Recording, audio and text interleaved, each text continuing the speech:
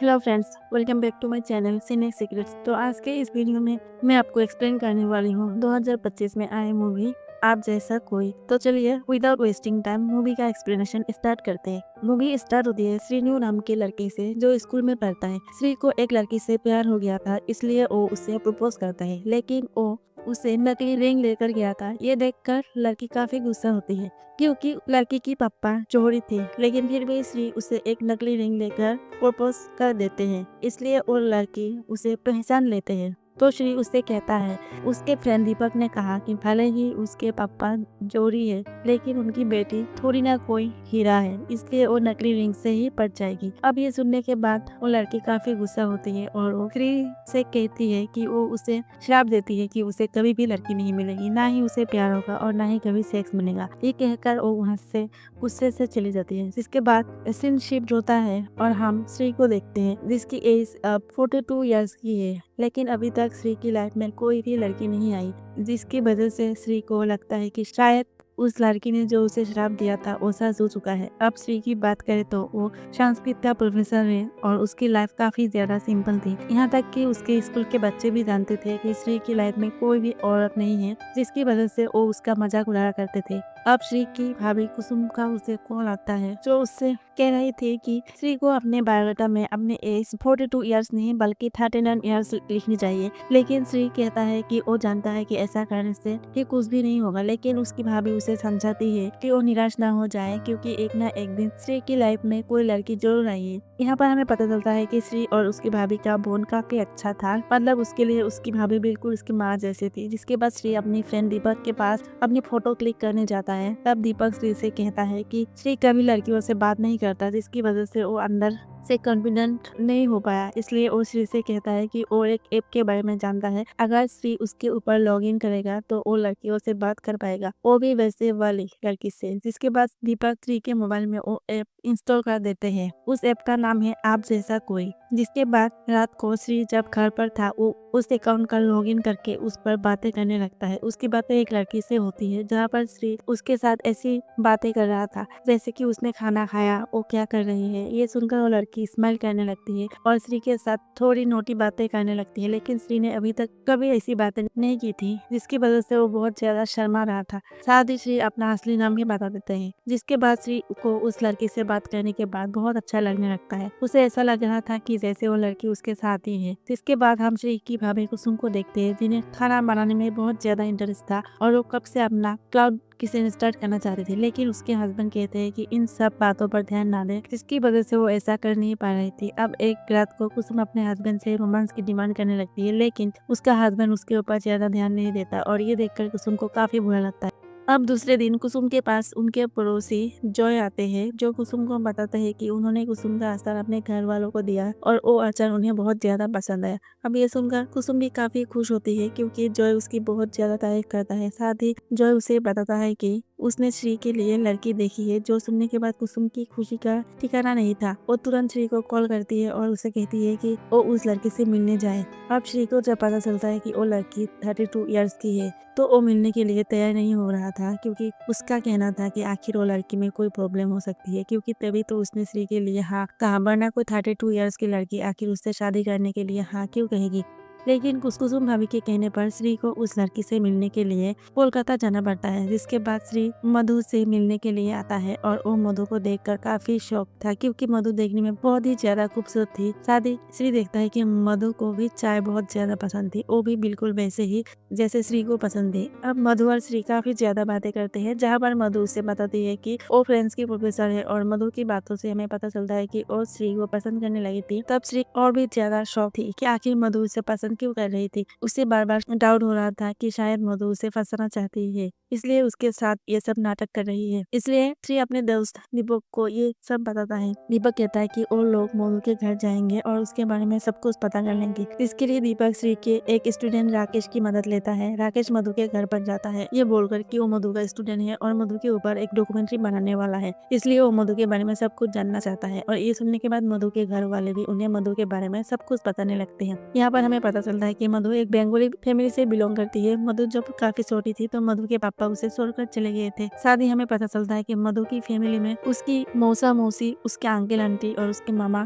थे। साथ ही मधु अपने दादी की लाडली थी। अब मधु के घर वाले तो मधु की बहुत ज्यादा तारीफ करते हैं, लेकिन उसकी एक फ्रेंड कहती है मधु को नमित के बारे में पूछो, तब पता चलेगा कि मधु कैसी है। अब श्री को नमित के बारे में पता चलता है कि वो मधु से मिलने जाता है और मधु से पूछता है कि आखिर नमित कौन है। अब ये सुनकर मधु काफी हैरान थी कि आखिर श्री को नमित के बारे में कैसे पता चला, लेकिन फिर भी वो श्री को बताती है कि कुछ सालों पहले वो नमित से मिली थी। वो उसके स्टूडेंट का भाई था और डॉक्टर भी। वो दोनों स्कूल फंक्शन में मिले थे, जिसके बाद उन दोनों की दोस्ती हो गई और जल्दी उनकी दोस्ती प्यार में बदल गई। लेकिन एक दिन जब मधु और नमित कहीं जा रहे थे तो मधु उसके साथ रोमांस करने लगती है। तब नमित कहता है कि क्या वो मार्जिन है। ये सुनकर मधु काफी हैरान थी। उसे लगता था कि शायद नमित मजाक में पूछ रहा होगा, लेकिन नमित काफी सीरियस था। इससे मधु काफी शॉक हुई, क्योंकि नमित इतना बड़ा डॉक्टर होने के बाद भी उसकी थिंकिंग ऐसी थी। जिसके बाद मधु ने नमित के साथ ब्रेकअप कर लिया और वो फिर कभी उससे नहीं मिली। अब मधु श्री से कहती है कि उसने तो नमित से नहीं पूछा था कि क्या वो वर्जिन है, तो फिर नमित उससे ऐसा सवाल कैसे कर सकता है। साथ ही वो बस उससे पूछने के लिए नहीं पूछ रहा था, बल्कि वो उसके हिसाब से डिसाइड करने वाला था कि उनकी रिलेशन आगे बढ़ेगा या नहीं। शादी मधु कहती है वैसे भी 16 के बाद कौन वर्जिन होता है। अब ये सुनकर श्री कुछ भी नहीं बोल पाता, क्योंकि वो 42 इयर्स में भी वर्जिन था। इसके बाद श्री और मधु एक दूसरे के साथ काफी टाइम स्पेंड करने लगती है और वो दोनों एक दूसरे को पसंद करने लगे थे। अब दोनों के घर वाले भी मिलते हैं, जिसके बाद उनकी एंगेजमेंट तय हो जाती है। जहाँ पर एंगेजमेंट वाले दिन श्री बहुत ज्यादा खुश था, क्योंकि फाइनली उसकी लाइफ में लड़की आ गई थी। अब उन दोनों की एंगेजमेंट होती है तो वो उनके घर वाले भी बहुत ज्यादा खुश थे। तब मधु श्री के साथ बातें करने लगती है और वो उसी तरह से बात कर रही थी जैसे कि श्री ने कॉल पर सुनी थी। और यहाँ पर श्री को पता चलता है कि ऐप पर जिस लड़की से उसने बात की थी वो लड़की और कोई नहीं मधु ही थी। और ये जानकर वो काफी ज्यादा हैरान था। वो इस बारे में दीपक से बात करता है तो दीपक श्री से कहता है कि आखिर उसकी होने वाली वाइफ ऐसे ऐप पर कैसे हो सकती है। दीपक कहता है कि पता नहीं उसने किन किन लोगों के साथ कैसे कैसे बातें की होगी। और ये सुनने के बाद श्री और ज्यादा टेंशन में आ जाता है, जिसके बाद वो डिसाइड करता है कि वो कुछ दिनों के लिए यहाँ से चला जाएगा। जब वो उसके लिए निकलता है तब वहाँ पर मधु आती है और श्री से पूछती है कि आखिर वो क्यों जा रहा है। तो श्री कहता है कि वो इस बात को बर्दाश्त नहीं कर पा रहा है कि मधु उस ऐप पर थी और ऐसी बातें किया करती थी। तो मधु कहती है कि श्री भी तो उस ऐप पर था, तो फिर उसे इतना बड़ा इशू बनाने की क्या बात है। वो कहती है कि जिस तरह की डिजायर श्री के थे उस तरह डिजायर उसे भी है, लेकिन श्री कहता है कि वो कोई संस्कारी लड़की चाहता था। अब ये सुनने के बाद मधु काफी हार्ड होती है और श्री से कहती है कि जब उस दिन श्री ने उसके साथ बात की थी तो उसे श्री बहुत अच्छा लगा। अब श्री ने उसे अपना सच्चा नाम बता दिया था, जिसकी वजह से मधु श्री को ढूंढने लगती है। तब उसे पता चलता है कि वो उसके मामा के पड़ोस में रहता है और इसी वजह से उसने अपने मामा से कहा कि वो श्री के लिए रिश्ता भेजे, क्योंकि श्री से एक बार बात करने के बाद ही वो समझ गया था कि श्री कितना सच्चा और अच्छा है। लेकिन ये सुनने के बाद भी श्री मधु के ऊपर काफी भड़क जाता है और कहता है कि वो ऐसी लड़की के साथ शादी नहीं कर सकता जो बाकियों के साथ भी ऐसी बातें कर चुकी है। अब ये सुनने के बाद मधु काफी शौक थी, क्योंकि श्री भी उस ऐप पर था। लेकिन उसका कहना था कि मर्द तो होते ही ऐसे है, लेकिन अगर औरतें ये सब करती है तो इसका मतलब यही है कि उनका कैरेक्टर अच्छा नहीं है। अब ये सुनने के बाद मधु बहुत ज्यादा हार्ड होती है, तो वो श्री मधु के साथ एंगेजमेंट तोड़ देता है और वहाँ से चला जाता है। जिसके बाद श्री अपने घर वालों को ये सब कुछ बताता है। उसके घर वाले भी यही कहने लगते हैं कि मधु को ऐसे ऐप पर नहीं होना चाहिए था। साथ ही वो श्री से भी यही कहती है कि श्री को भी ऐसा नहीं करना चाहिए था। तो मधु के घर वाले भी मधु से कह रहे थे कि उसे इस ऐप पर नहीं होना चाहिए था, और अगर वो थी भी तो उसे श्री को पहले ही सब कुछ बता देना चाहिए था।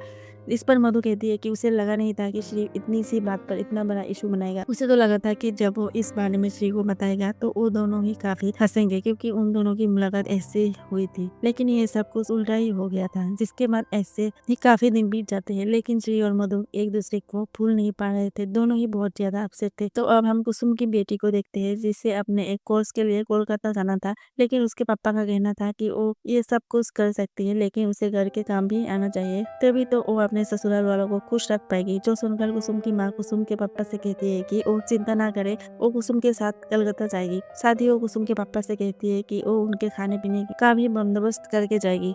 उसने भानु को सब कुछ सिखा दिया है, जो उनके खाने पीने का ध्यान रखेगी। अब ये सुनने के बाद कुसुम के पापा उन्हें जाने की परमिशन दे देती है। तो ये हम श्री को देखते हैं, जो उसे रेलवे स्टेशन पर छोड़ने आता है, जहाँ श्री की भांति सी देखती है कि श्री काफी नर्वस है और श्री से कहती है कि इतने सालों बाद श्री को ऐसी लड़की मिली थी जो उसे पसंद करती थी। वो उसे बदलना नहीं चाहती थी, बस उसके साथ रहना चाहती। लेकिन श्री ने एक काफ़ी सिली रीज़न की वजह से उसे छोड़ दिया। वो कहती है कि वो जानती है कि श्री आज भी मधु से प्यार करता है, इसलिए श्री को अपने आप से झूठ बोलना बंद कर देना चाहिए और मधु के लिए जो प्यार है उसे बाहर लाना चाहिए। अब ये सुनने के बाद श्री को भी एहसास हो जाता है कि उसे इतना ज़्यादा रिएक्ट नहीं करना चाहिए था, इसलिए वो डिसाइड करता है कि वो कोलकाता जाएगा। हालांकि उसका फ्रेंड दीपक उसे इसके लिए मना कर रहा था, लेकिन फिर भी श्री कोलकाता आ जाता है, जहाँ पर वो मधु से बात करना चाहता था और वो बात करने के लिए उसके लाइब्रेरी जाता है कि तभी वो देखता है कि वहाँ पर नमित आया था। एक्चुअली नमित भी मधु से माफी मांगने के लिए आया था और वो उससे एक चांस मांग रहा था और मधु भी उसके साथ बातें करने लगती है। अब ये सब देखने के बाद श्री काफी जेलस होता है, जिसके बाद श्री मधु से कहता है कि उसने उस दिन जो कहा था वो काफी गुस्से में कहा था, लेकिन अब उसका गुस्सा शांत हो चुका है, इसलिए वो मधु को माफ करता है। अब ये सुनकर मधु काफी शॉक थी, क्योंकि श्री उसे माफ कर रहा है। मधु कहती है कि आखिर श्री उसे माफ करने वाला होता कौन है, और वैसे भी ऐसी मधु ने कौन सी गलती की है जिसके लिए श्री उसे माफ करेगा। श्री भी उस ऐप पर था और मधु भी उस ऐप पर थी, तो इसमें सिर्फ मधु की गलती कैसे हो सकती है। मधु कहती है कि उसने जब श्री को वापस आते हुए देखा तो उसे लगा कि शायद श्री बदल चुका होगा, लेकिन अब तक वो बिल्कुल भी नहीं बदला, वो वैसा का वैसा ही है। इसलिए मधु श्री से कहती है कि वो उसे दोबारा मौका नहीं दे सकती, क्योंकि किसी भी रिश्ते में दोनों बराबर होते हैं, कोई बड़ा या छोटा नहीं होता। और जिस तरह से श्री बिहेव करता है वो उसे डोमिनेट करने की कोशिश कर रहा है, इसलिए वो उसे दोबारा ऐसे करने का मौका नहीं देगी। ये बोलकर मधु वहाँ से चली जाती है। तभी श्री को उसके भाई का कॉल आता है, जो उसे कहता है कि वो कोलकाता आ चुका है। यहाँ पर हमें पता चलता है कि मधु के घर वालों ने और श्री के घर वालों ने उनकी शादी के लिए एक हॉल बुक किया था, लेकिन अब हॉल वाला उनका एडवांस पेमेंट वापस देने से मना कर रहा था, इसलिए उन दोनों को आधा आधा खर्चा देना था। लेकिन श्री के घर वाले पैसे देने के लिए तैयार नहीं थे और इसी वजह से श्री के भाई वहाँ पर आए थे, ताकि वो मधु के घर वालों को कह सके कि वो आधे पैसे नहीं देंगे। इसलिए वो लोग जब मधु के घर वालों से मिलने जा रहे थे, तभी रास्ते में कुसुम दिखाई देती है, जो कि मधु के मामा जॉय के साथ थी। और यहाँ पर इनको पता चलता है कि कुसुम और मधु के मामा जॉय का अफेयर चल रहा था, जो देखकर कुसुम का हस्बैंड काफी शॉक था। वो कुसुम से कहता है कि क्या उसे ये सब करने से पहले शर्म नहीं आई, जो सुनकर कुसुम कहती है कि उसे बहुत शर्म आई, उसे बहुत बार लगा कि वो गलत कर रही है, लेकिन आखिर वो क्या करती, उसके हस्बैंड के लिए वो मायने ही नहीं रखती। कुसुम कहती है कि उसका हस्बैंड उसका फाइनेंशियल नीड्स तो पूरी करती है, लेकिन बाकी नीड्स का क्या। कभी भी उसके हस्बैंड ने जानने की कोशिश नहीं की कि कुसुम क्या चाहती है। उसने कभी भी कुसुम की इज्जत नहीं की, सबके सामने उसे कुछ भी कहा, यहाँ तक कि कभी उसके सपनों के लिए उसे सपोर्ट नहीं किया। साथ ही वो कभी भी उसके लिए अवेलेबल नहीं था, चाहे वो रोमांस हो या फिर इमोशनल सपोर्ट हो। कुसुम के हस्बैंड के लिए कुसुम की जरूरत बस इतनी थी कि वो उसे टाइम पर टाइम दवाई और खाना दे सके। इसके अलावा वो हो या ना हो उनके लिए मैटर नहीं करती थी। अब ये सुनने के बाद कुसुम के हस्बैंड चुप हो जाते हैं, क्योंकि वो भी जानते थे कि उन्होंने कभी भी अपनी वाइफ की हेल्प नहीं की। कुसुम कहती है कि जब जॉय श्री के लिए रिश्ता लेकर आया,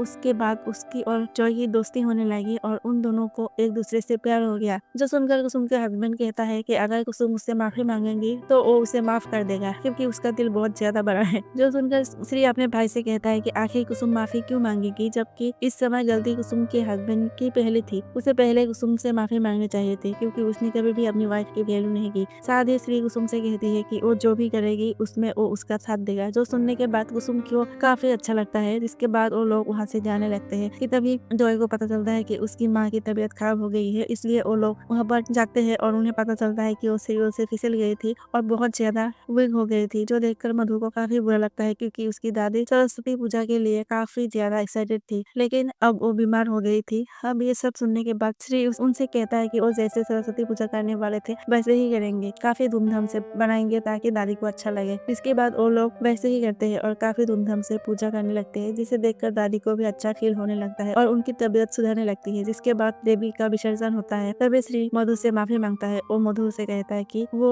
ऐसे सोसाइटी में पला बड़ा है जहाँ मर्द अगर कुछ भी करे तो उसे बुरा नहीं कहा जाता, ना ही उसके कैरेक्टर पर सवाल उठाए जाते हैं, लेकिन वही अगर औरत कुछ करे तो उसके कैरेक्टर पर जरा सी भी बात पर भी सवाल उठाए जाते हैं, और शायद इसी वजह से उसकी सोच ऐसी हो गई थी। लेकिन अगर वो मधु के साथ रहेगा तो वो ठीक से सोच पाएगा और समझ पाएगा। साथ ही वो मधु को बोलता है कि वो वर्जिन है, लेकिन उसने ये बात मधु को कभी कभी भी नहीं बताई थी, क्योंकि उसे लगा था कि अगर मधु को ये बात पता चली तो वो उसे छोड़कर चली जाएगी। लेकिन अब वो समझ चुका है कि एक रिश्ते में दोनों बराबर होते हैं, कोई छोटा या बड़ा नहीं होता, ना ही उन्हें एक दूसरे को कंट्रोल करने की जरूरत है। वो जैसे है वैसे साथ खुश रह सकते हैं। अब ये सब सुनने के बाद मधु श्री से कहती है कि वो पहले भी उसकी बातों से इम्प्रेस हो गई थी और आज भी इम्प्रेस हुई है। ये सुनने के बाद श्री काफी खुश होता है और वो दोनों बारिश में डांस करने लगते हैं, जो देखकर उनके घर वाले भी समझ जाते हैं कि इनके बीच सब कुछ ठीक हो चुका है और यहीं पर ये मूवी एंड हो जाती है। तो ये थी आप जैसा कोई मूवी की स्टोरी। अगर आपको इस मूवी की स्टोरी और मेरी एक्सप्लेनेशन पसंद आया है तो वीडियो को लाइक कमेंट शेयर जरूर करना और हाँ, मेरे चैनल को सब्सक्राइब करना बिल्कुल मत भूलना। Thanks for watching.